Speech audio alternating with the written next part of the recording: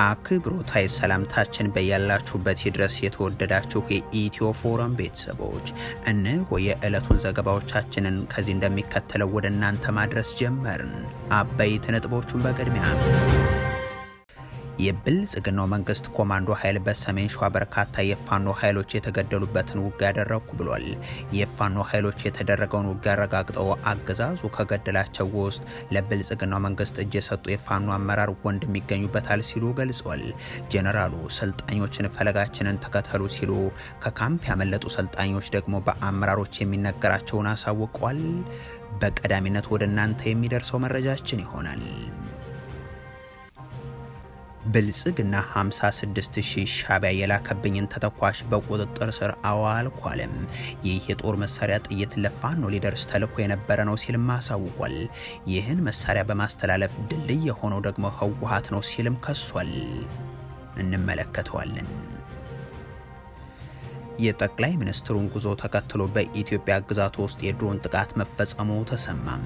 በውጭ ኃይል የተፈጸመውን ይህንን ጥቃት ተከትሎ ሰብአዊ ጉዳት ማጋጠሙም ተገልጿል። ጥቃቱ የደረሰው በአፋር ክልል ውስጥ ሲሆን ፈጻሚዋ ደግሞ ጅቡቲ ናት። ተጨማሪ አለን። የአማራ ብልጽግና መደመርን አስቀድመው የተገነዘቡት አፄ ቴዎድሮስ ናቸው ብሏል። የብልጽግናው አገዛዝንም እንደመይሰው ካሳ አድርገው ባለስልጣኑ አቅርቧል። ታደምጡታላችሁ። የክልሉ የአድማ ብተናና መደበኛ ፖሊስ አባላት ትጥቃቸውን እንዲያወርዱ ታዘዙ። ይህንን ሳታደርጉ ቀርታችሁ ለሚወሰድባችሁ እርምጃ ኃላፊነቱን የምትወስዱት እናንተ ናችሁ የሚል ማስጠንቀቂያም ደርሷቸዋል። ሌላኛው መረጃችን ነው። አሜሪካ ከኢትዮጵያ የሚመጡ የስደተኛ ቪዛዎችን አገደች። ይህ በእንዲህ እንዳለ ኢትዮጵያ የታገደችበት የአሜሪካው የአፍሪካ የቀረጥ ነጻ ንግድ ተጠቃሚነት እድል አጓ ለ3 ዓመታት ተራዝሟል። የተወደዳችሁ የኢትዮ ፎረም ቤተሰቦች አብራችሁን ስትቆዩ እነዚህን እና ሌሎችን መረጃዎችን ታደምጣላችሁ። ሰናይ ቆይታ ይሁንላችሁ። የብልጽግናው መንግስት ኮማንዶ ኃይል በሰሜን ሸዋ ዞን በርካታ የፋኖ ኃይሎች የተገደሉበትን ውጊያ አከናወንኩ ብሏል። የፋኖ ኃይሎች ደግሞ የተደረገውን ውጊያ አረጋግጠው አገዛዙ ከገደላቸው ውስጥ ደግሞ ለብልጽግናው እጅ ከሰጡ አመራሮች መካከል ያንዱ ወንድም ይገኙበታል ብለዋል።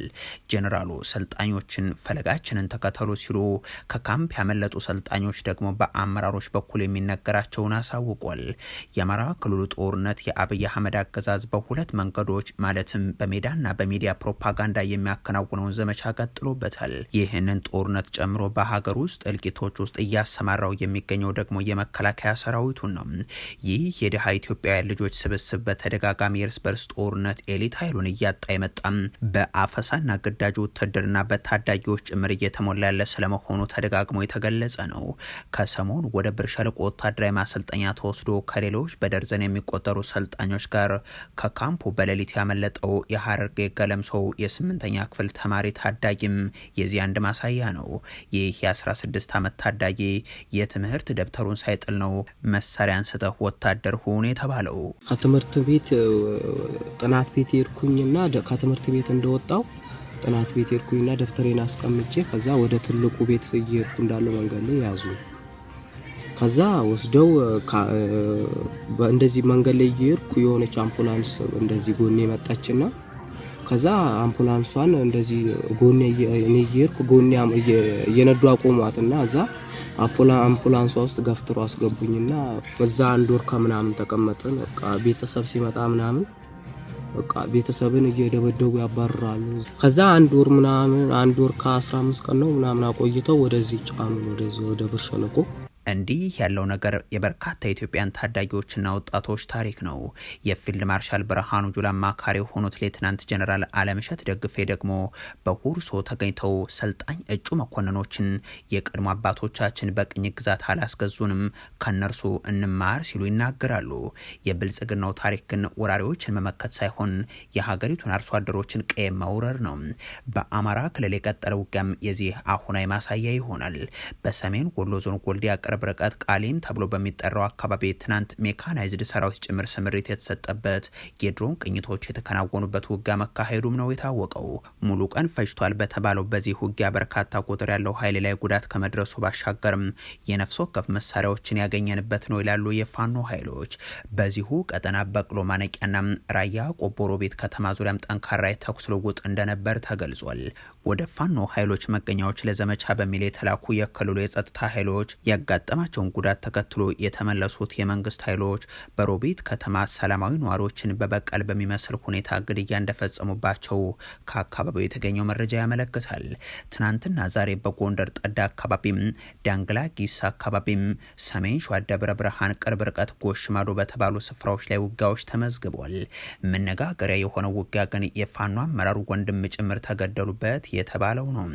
የመከላከያ ሰራዊቱ የኮማንዶና አየር ወለድ ክፍሉ በሰሜን ሸዋ ሳሲት ተብሎ በሚጠራው አካባቢም በፋኖ ኃይሎች ላይ ዘመቻን አከናውኛለሁ የሚል መግለጫን አሰራጅቷል። በዚህ ዘመቻ ደግሞ ከ50 በላይ ኃይልን ገደሉ፣ በርካታ ጦር መሳሪያም ከጽንፈኛው ማረኩ ሲል አክሏል። በቀጠናው የብልጽግናው መንግስት ኃይል ጥቃት መፈጸሙን በተመለከተም እውቅና የሰጡት የፋኖ ኃይሎች ደግሞ ለጥቃቱ መድረስ እጅ የሰጡ የቀድሞ የፋኖ አመራሮችን ተጠያቂ ሲያደርጉ ተስተውሏል። በዚህ ጥቃት ለብልጽግና እጅ የሰጡት ማስረሻ ሰጥ የተባሉት የቀድሞ የፋኖ አመራር ታናሽ ወንድም ጭምር ስለመገደላቸውም በመግለጫቸው ላይ አክሏል። ኢትዮ ፎረም ጉዳዩን በተመለከተ በገለልተኝነት ለማረጋገጥ ያደረገው ጥረት ባይሳካም የፋኖ ኃይሎች ግን በዚህ ጥቃት በደርዘን የሚቆጠሩ አባሎቻቸው ጭምር ለጉዳት እንዲዳረጉ ስለመሆኑ ይገልጻሉ። በክልሉ የቀጠለው ጦርነት በሁለቱም ተፋላሚ ኃይሎች በኩል እንዲህ ገደልናቸው የሚሏቸውን ኢትዮጵያውያንን እያሳወቁ የቀጠሉበትም ነው። ብልጽግና 56 ሺህ በላይ ሻቢያ የላከብኝን ተተኳሽ በቁጥጥር ስር አዋልኳልም። ይህ የጦር መሳሪያ ጥይት ለፋኖ ሊደርስ ተልኮ የነበረ ነው ሲልም አሳውቋል። ይህንን መሳሪያ በማስተላለፍ ድልድይ የሆነው ደግሞ ህወሓት ነው ሲልም ከሷል። ሻቢያና ብልጽግና እርስ በራሳቸው የሚያደርጉትን መካሰስ ቀጥለውበታል። ከሰሞኑ የሻቢያው አገዛዝ ፕሬዚደንት የሆኑት ኢሳያስ አፈወርቂ የ4 ኪሎን የቀድሞ የጥፋት አጋራቸውን አገዛዝ ብልጽግናን ሰነፍ፣ ፈሪ፣ የስስታሞችም ስብስብ ብለው ገልጸውት ነበር። ከዛም ጦርነተኛ ላይ ብቻ አይደለም ያወጀው፣ በአማራም፣ በትግራይም፣ በኦሮሞም፣ በአፋርም በሶማሌም ህዝብ ላይ ጭምር ነው ማለታቸው የሚዘነጋ አይሆንም። የብልጽግናው አገዛዝ ደግሞ ከጠቅላይ ሚኒስትር አብይ አህመድ ጀምሮም በሁሉም ወታደራዊ አዛዦቹ በኩል ደጋግሞ ሻቢያን መወንጀሉን ቀጥሎበታል። በተለይም ደግሞ በሀገር ውስጥ የሚፋለሙትን ኃይሎችን በማስታጠቅና በማደራጀት ክሶቹን ሲያቀርብ በተደጋጋሚ የተሰማው ጉዳይ ነው። ዛሬ ደግሞ ከብልጽግናው መንግስት ተቋም ፌዴራል ፖሊስ በኩል የተሰራጨው መግለጫም ሻቢያ ጽንፈኞችን ሊያስታጥቅ ሲል በቁጥጥር ስር አዋልኩት የሚል ሆኗል። የፌዴራል ፖሊስ ያወጣው መግለጫ የሻቢያው መንግስት የሀገሪቱን ሰላም ለማደፍረስ በፋኖ ስም የሚንቀሳቀሱ ኃይሎችን ለማስታጠቅ በስውር የላከው 56 ሺህ በላይ የጦር መሳሪያ ጥይቶችን ያዝኩ ይላል። የሻቢያ መንግስት ከኢትዮጵያ ባንዳዎችና ታሪካዊ ጠላቶች ጋር በማበር የሀገሪቱን ሰላም ለማደፍረስ በፋኖ ስም የሚንቀሳቀሱ አካላትን ለማስታጠቅ በስውር የላከውን ከ56 ሺህ በላይ የተለያዩ የጦር መሳሪያ ጥይቶችን ከነ 2 ተጠርጣሪዎች ጋር በወልዲያ የፍተሻ ጣቢያ በቁጥጥር ስር አውሏል ሲልም ይቀጥላል። እጅ ከፍንጅ በቁጥጥር ስር በዋሉት 2 ተጠርጣሪዎች ላይ የተደረገ የመጀመሪያ ደረጃ ምርመራ ጥይቶቹ በሻቢያ መንግስት እንደተላኩና ህወሓት ደግሞ በትግራይ ክልል መቀለ ላይ ተቀብሎት ወደ አማራ ክልል ሸዋሮቢት በማስገባት በፋኖ ስም የሚንቀሳቀሱ ኃይሎችን ለማስታጠቅ የላከው ነው ይላል። ለሻቢያ መንግስት ድልድይ ሆኖ እየሰራ ያለው የህወሓት ቡድን ፋኖን በማስታጠቅ የሀገሩን ሰላም ለማደፍረስ አቅዶ ከኤርትራም በመቀለ በኩል በስውር የላከው የክላሽ ጥይት፣ የብሬን ጥይት እንዲሁም የዲሽቃ ጥይት ሲጓጓዝ ወልዲያ ላይ የተያዘ ነው ይላል የነደመላሽ ገብረ ሚካኤል ተቋም ክስ። በእርግጥ ህወሓት የሚሆን ሻቢያም ፋኖን እያስታጠቁ ነው የሚለው ጉዳይ ከብልጽግናው በኩል ሲቀርብ ያሁኑ እንግዳ አይደለም። አምና በበርካታ አጋጣሚዎች ከትግራይ ክልል የተነሳ ጦር መሳሪያ አማራ ክልል ውስጥ ተያዘ የሚል መረጃ ደጋግሞ ሲሰራጭ ከቆየ በኋላ እንዲቆም ተደርጎ ነበር። አሁን የተጨመረው ደግሞ ሻቢያ ያስጫነው ህወሓትም ያሸጋገረው ወደ ፋኖም የተላከው ጦር መሳሪያ ሰሜን ሸዋ ሳይደርስ ወልዲያ ላይ ያዝ ነው የሚል ነው። የሻቢያና የብልጽግና የቀጠለ እንዲህ ያለው የቃላት ጦርነትና የፕሮፓጋንዳ ዘመቻም 2 ጦርነት ጠማቂና ገዳይ አገዛዞች ዳግም ህዝባቸውን ወደ ጦርነት እንዳይከቱት የሚል ስጋትን ያጫረም ሆኗል። የአማራ ብልጽግና መደመርን አስቀድመው የተገነዘቡት አጼ ቴዎድሮስ ናቸው ብሏል። የብልጽግናው አገዛዝንም እንደ መይሰው ካሳ አድርገው ባለስልጣኑ አቅርበዋል። ጠቅላይ ሚኒስትሩና አጼ ቴዎድሮስ ስማቸው በተለያየ ጊዜ አብሮ ሲነሳ ይታወቃል። እርካብና መንበር በተሰኘው መጽሐፋቸው ላይም አጼ ቴዎድሮስን ጨካኝ ምርኮኛን በቢላዋ አርደው ገደል ጨምረው ገድለው ያልጨረሱትን እንደገና አሳድረው የረሸኑ ናቸው ሲሉ የገለጹት ጠቅላይ ሚኒስትሩ በአንድ ወቅት ደግሞ የአጼ ቴዎድሮስን ገዳይ ራሱ ጎንደሬ ነው የሚል አንድምታ ያለው ንግግር ማድረጋቸው የሚዘነጋ አይሆንም። ለአብይ አህመድም ይሁን ለሌሎች የአብይ አህመድ ሹማምንት ካባ እያመላለሱ እየሸለሙ የቀጠሉት የብልጽግናው የክልሉ ተላላኪዎች ደግሞ ከዚህ በፊትም የጠቅላይ ሚኒስትር አብይ አህመድን ፎቶ ከአጼ ቴዎድሮስ ፎቶ ጨረታ አስበልጠው እንዲሸጥ በማድረግ ጭምር አገልጋይነትና ተላላኪነታቸውን ለማስመስከር ሲጥሩ ታይተዋል። ጎንደር ላይ የሆነ ሆኖ ዛሬም የአጼ ቴዎድሮስ ልደት መታሰቢያን ተከትሎ የጎንደር ከተማ ከንቲባም መደመርና ቴዎድሮስን እያገናኙ ብልጽግናንም ልክ እንደ መይሳው ካሳ ለኢትዮጵያ አንድነት የሚሰራ አድርገው እያቀረቡ ሲናገሩ ተደምጧል። መይሳው ብለን የማልን ነገር ግን ከመደመር መነጣጠልን አንድ ሀገር ከመስራት ልዩነትን ኢትዮጵያን ከፍ ከማድረግ ሰፈር መግዛትን ከመረጥን በእርግጥም ቴዎድሮስን አናቀው። ቴዎድሮስን ህልም የሚያስቀጥል መደመርን መርህ ያደረገ መለያየትን ሳይሆን አብሮ መሆንን ዋጋ የሚሰጥ መንግስትና ትውልድ ዛሬ በዳግማዊ ቴዎድሮስ መንገድ የጠቅላይ ሚኒስትሩን ጉዞ ተከትሎ በኢትዮጵያ ግዛት ውስጥ የድሮን ድብደባ መፈጸሙ ተሰማ። በውጭ ኃይል የተፈጸመውን ይህንን ጥቃት ተከትሎ ሰብአዊ ጉዳት አጋጥሟልም ተብሏል። ጥቃቱ የደረሰው በአፋር ክልል ውስጥ ሲሆን ፈጻሚዋ ደግሞ ጅቡቲ ናት። ጠቅላይ ሚኒስትሩ ጅቡቲ ድረስ ተጉዘው ወደ ተባበሩት አረብ ኤሚሬቶች አቅንተው ከተመለሱ በኋላ የተፈጸመም ነው ተብሏል። እናም ይህ ጥቃት በአብይ አህመድ ይሁንታ በኢትዮጵያውያን ላይ እንዲፈጸም የሆነ ነው የሚል ጥያቄን ያስነሳውም ለዚህ ነው። የሆነ ሆኖ የአሁኑ የድሮን ጥቃት የተፈጸመው በኢትዮ ጅቡቲ ድንበር አካባቢም በአፋር ክልል ኤሊዳሃር ወረዳም ሙሁርታ ወይንም ላይ ተብሎ በሚጠራ ስፍራ ላይ መሆኑም ታውቋል። በዚህ ጥቃት አንድ ታዳጊን ጨምሮ 3 አርብቶ አደሮች ለጉዳት መዳረጋቸውን የአካባቢ ምንጮች አሳውቋል። ለጅቡቲ መንግስት ቅርበት ያላቸው ምንጮች ደግሞ ጥቃቱ የተፈጸመው በድንበር አካባቢ የሚንቀሳቀሰውንና ፋሩድ የተሰኘውን ተቋሚን ለማጥቃት በሚል መሆኑን ይገልጻሉ። በአፋር ክልል የጅቡቲ መንግስት የድሮን ጥቃት ሲያደርስ የብልጽግናው አገዛዝም አበጀ በሚል ሁኔታ ነገሩን በዝምታ ሲያልፉት ያሁኑ የመጀመሪያ አይደለም። አምናም ልክ በዚህ ሰሞን በአፋር ክልል ሲያራ በተባለ አካባቢ የተፈጸመ የድሮን ጥቃት ነዋሪዎች ላይ የሞትና የአካል ጉዳት አድርሶ እንደነበር መዘገባችን ይታወሳል። ያ የድሮን ጥቃት በኢትዮጵያ ሉዓላዊ ግዛት ውስጥ በጥቂት ሳምንታት ውስጥ በተደጋጋሚ ከደረሰ በኋላ 8 ሰዎች ተገድለው 9 ሰዎች መቁሰላቸው ይታወቃል። ከአንድ ዓመት በኋላ ተመሳሳይ ጥቃት ነው እንግዲህ ከሰሞኑ በዚሁ አካባቢ የደረሰው። ባለፉት 7 ዓመታት የኢትዮጵያ ሉዓላዊነትና ዜጎች ለመጠበቅ አንድም ጥይት አለመተኮሱን በኩራት የሚናገረው የብልጽግናው አገዛዝና አመራሮቹ ኢትዮጵያን በሁሉም ጎረቤቶቹ አስጠቅተዋታል። የኤርትራን የሱዳንና የሶማሊያን ጦር ጋብዘው ኢትዮጵያን እንዲገደሉና የኢትዮጵያ ሉዓላዊ ግዛት እንዲወስዱ ያደረጉት የብልጽግናው ገዢዎች ከኬንያና ደቡብ ሱዳን ወደ ኢትዮጵያ ገብተው የማዕድን ቁፋሮ የሚያካሂዱ ወረዳዎችን ከነዋና ከተማቸው የወሰዱ ታጣቂ ኃይሎች ሲመጡም ለመከላከል አልጣሩም። ከሁሉም ጎረቤቶች በተጨማሪ የአልሻባብ የሽብር ኃይል በኢትዮጵያ ግዛት ውስጥ 250 ኪሎ ሜትር ድረስ ዘልቆ ጥቃት የፈጸመውም በዚሁ በብልጽግናው ዘመን ነው። ከጥቂት ዓመታት በፊት በአፋርና ኢሳ ጦርነት እግረኛ ታጣቂዎችን አስገብታ መዋጋቷ ሲነገርላት የነበረችው ጅቡቲ አሁን ደግሞ የአየር ላይ ጥቃቶችን በኢትዮጵያ ግዛቶች ውስጥ እያደረሰች ቀጥላለች። ከሰሞኑ ደግሞ በኢትዮ ሱዳን ድንበር አካባቢም ተከታታይ የድሮን ጥቃቶች መፈጸማቸውን መዘገባችን አይዘነጋም። በፓርላማው በትግራይ ክልል የብልጽግናው ምርጫ ይካሄዳል የሚል ሪፖርት መቅረቡ ተነገረም። 8 የክልሉ ተቋሚ የፖለቲካ ፓርቲዎች ደግሞ ጥምረት ፈጠርን ስለማለታቸው ተዘግቧል። በክልሉ የተለያዩ መስኮች ያለው ቀውስ ግን ቀጥሏል። የብልጽግናው ምርጫ ትግራይ ክልል ውስጥ ይደረጋል የሚለው ጉዳይ ላለፉት ሳምንታት ሲያነጋግር ሰንብቷል። የብልጽግናው ተቋም ምርጫ ቦርድን በትግራይ ክልል ምርጫ ለማካሄድ የሚያስችል ምቹ ሁኔታ መኖሩን ለመወሰን ከክልሉ ጊዜያዊ አስተዳደር ይፋው የጸጥታ ሁኔታ ግምገማ እየጠበቀ ስለመሆኑ የገለጸ ቢሆንም የጀነራል ታደሰ ወረዳ አስተዳደር ግን እስካሁን በይፋ ያለው ነገር የለም። እንዲያም ሆኖ ትናንት በብልጽግናው ፓርላማ በትግራይ ክልል ምርጫ እንደሚካሄድ ምርጫ ቦርድ መግለጹ ተዘግቧል።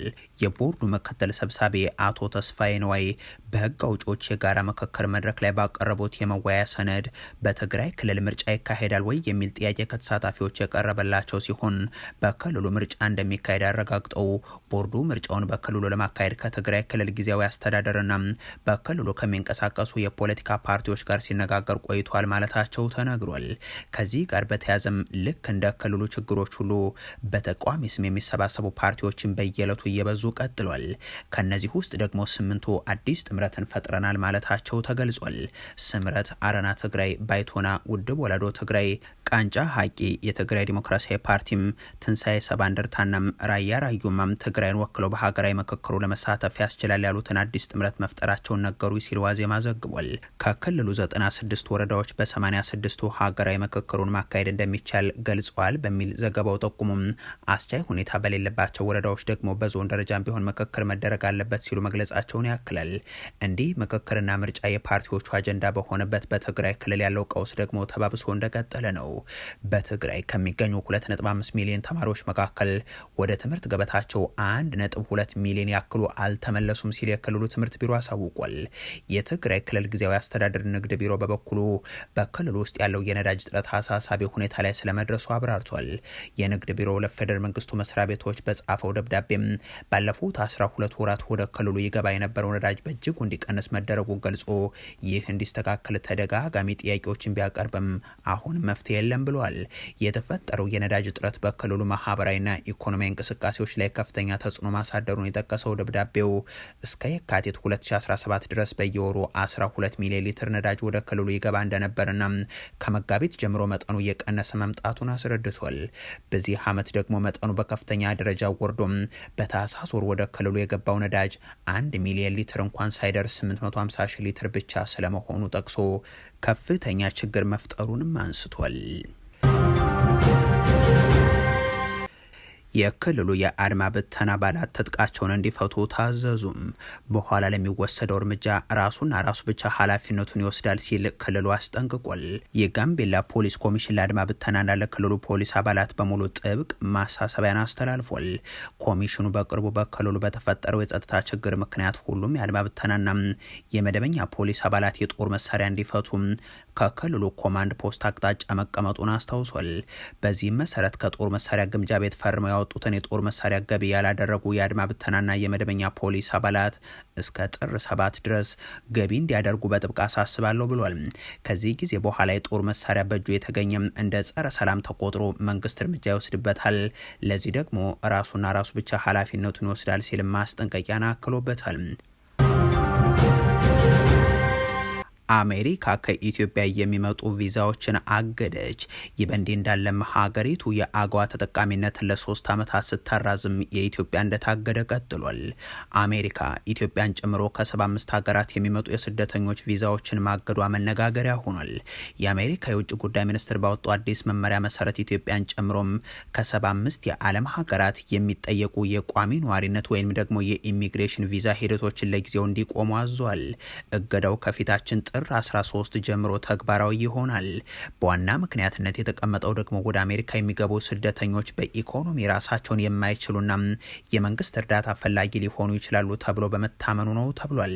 በዚህ እገዳ ውስጥ ከተካተቱ ሀገራት መካከል ደግሞ ኢትዮጵያ፣ ሶማሊያ፣ ናይጄሪያ፣ ግብጽ፣ አፍጋኒስታን፣ ሩሲያ፣ ብራዚል፣ ታይላንድ እና ሌሎችም 75 ሀገራት ይጠቃለላሉ። ከአፍሪካ ቀንድ እንደ ኬንያ ያሉ ሀገራት አልተካተቱም። የዲቪ ሎተሪም፣ የቤተሰብ ጥሪና ሌሎችም ለቋሚ ነዋሪነት የሚጠየቁ ቪዛዎች በሙሉ ለጊዜው ይቆማሉ ተብሏል። ለጉብኝት፣ ለንግድ ወይም ለትምህርት የሚጠየቁ ጊዜያዊ ቪዛዎች ግን ይህ እገዳ በአሁኑ ወቅት አይመለከታቸውም ተብሏል።